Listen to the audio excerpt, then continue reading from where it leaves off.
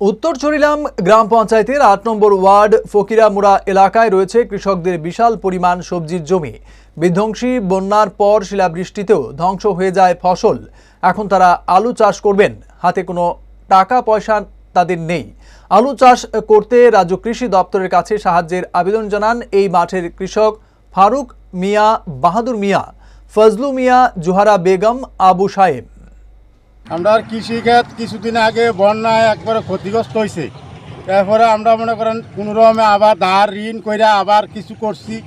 কয়েকদিন আগে আবার শিলা বৃষ্টি পইরা আমরা কৃষক আবার কৃষি নষ্ট হয়ে গেছি।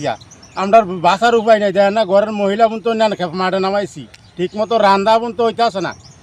মনে করেন আমরা এই হালে আছি।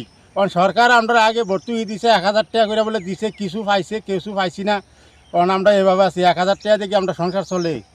হ্যাঁ, এবার ১,০০০ টাকা দিয়ে তো আমরা সংসার চলে না। আমরা মায়ের পর মায়ের খাইতে আসি, কি করতাম আমরা উপায় নেই। আমরার দিকে সরকার যদি কিছু লক্ষ্য করে তাহলে আমরা আরো কিছু মানে কৃষক হচ্ছে দেশের মেরুদণ্ড, কৃষক না বাঁচলে দেশ বাঁচত না।